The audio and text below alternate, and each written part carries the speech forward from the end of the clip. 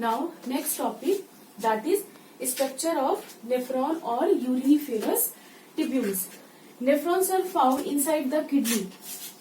Earlier we have discussed that inside the kidney medulla region is there. In medulla region these thread-like structures are nephrons. Nephrons are the structural unit of urine formation. Means this is the structure of nephron. Inside nephron urine formation occurs.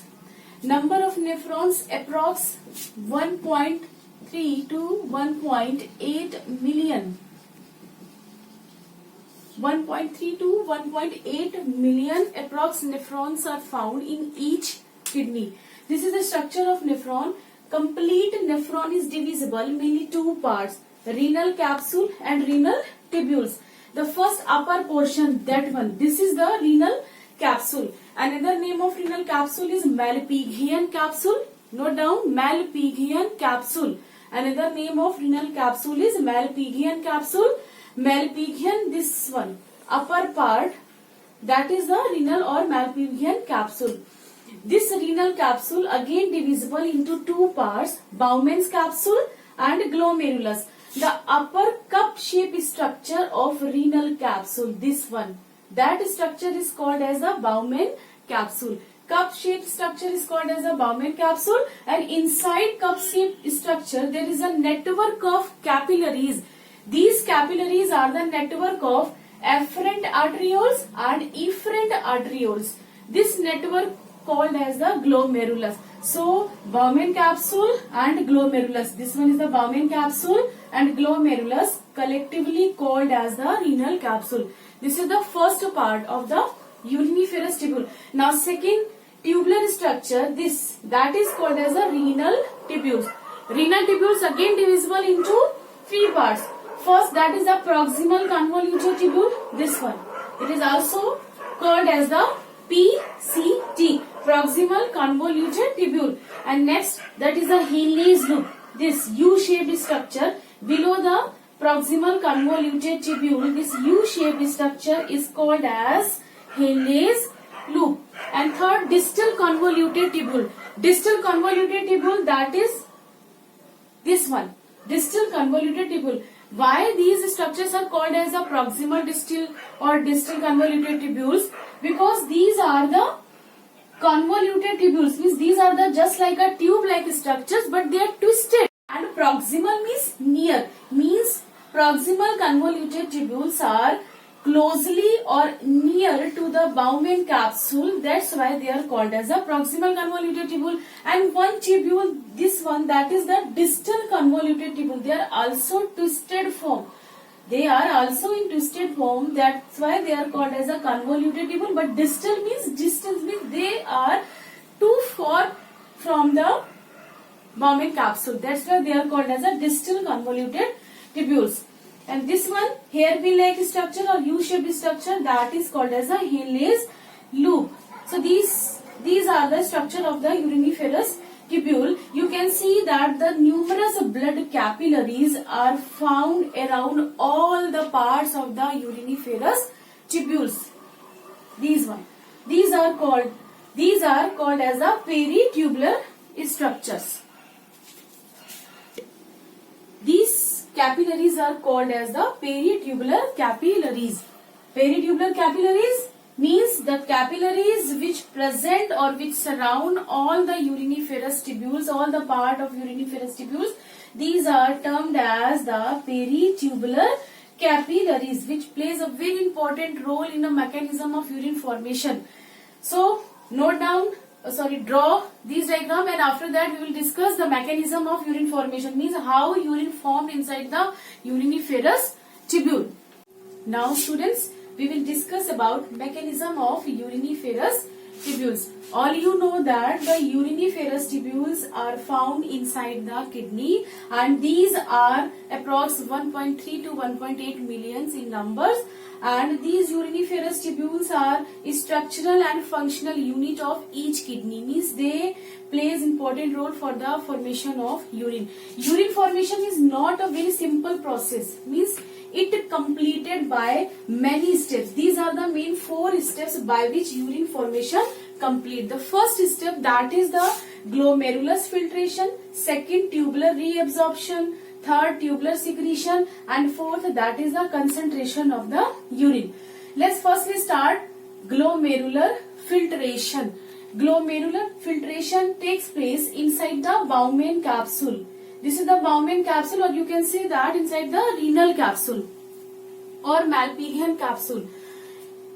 Here you can see that the two arterioles, one that is called as the afferent arterioles and second that is known as the efferent arterioles. Afferent arterioles carry blood inside the kidney or carries blood from heart to the Bowman capsule, but efferent arterioles exit from the Bowman capsule and it carries impure blood from kidney to the heart.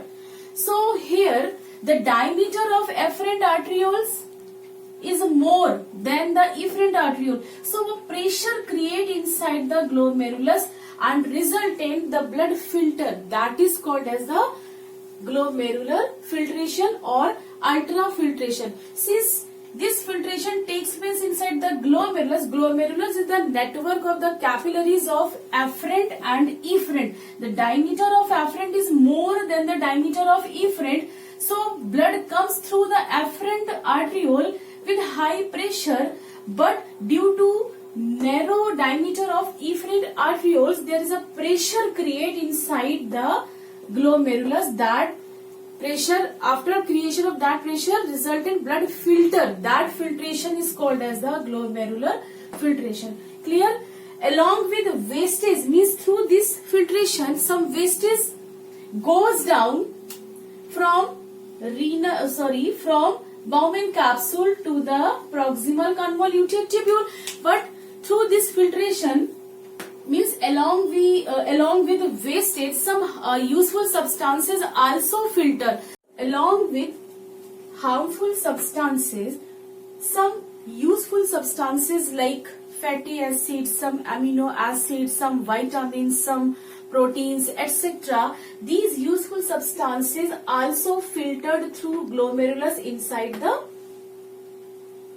proximal convoluted tubule. So there is a need to reabsorb of these useful substances inside the blood. So second step, that is the tubular reabsorption. Tubular reabsorption takes place inside this proximal convoluted tubules.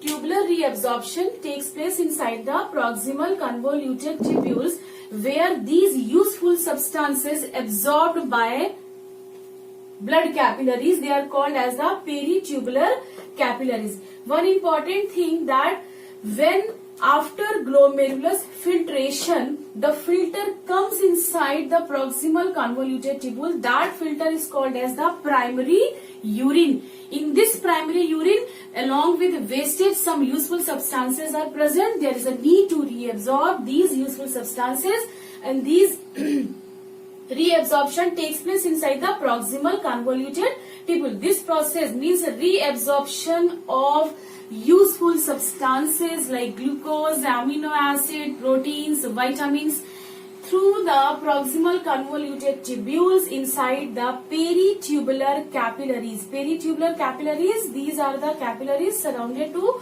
all the parts of the uriniferous tubule. That process, that reabsorption is called as the tubular reabsorption. This is the second step. Clear? Now that is the third step, tubular secretion. In tubular secretion, the removal or the wastage which are present inside the blood, that reabsorb or that remove inside the distal convoluted tubule. We can say that the tubular secretion is just opposite to the tubular reabsorption. In tubular reabsorption, the useful products which are present inside the filter, they reabsorbed by the blood. But here means in tubular secretion, the wastage which are present inside the blood remove inside the distal convoluted tubule. Now these wastage goes inside the collecting duct.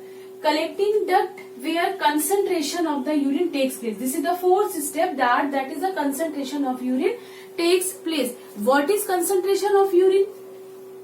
concentration of urine occurs inside the collecting duct. Concentration of urine means the excess of water reabsorbed, means excess of water reabsorbed. That is concentration of urine, means urine become concentrate by the removal of excess of water. That process is called as the concentration of urine, and this concentration of urine takes place by the hormone vasopressin. Vasopressin, another name of vasopressin is ADH, anti-diuretic hormone. Anti-diuretic hormone. This hormone secreted by the pituitary, by which concentration of urine takes place. In some people, when vasopressin secretion is not occurs, on that time the urine concentration doesn't take place, so urine become dilute. This disease is called as diabetes insipidus. The disease is called as diabetes insipidus.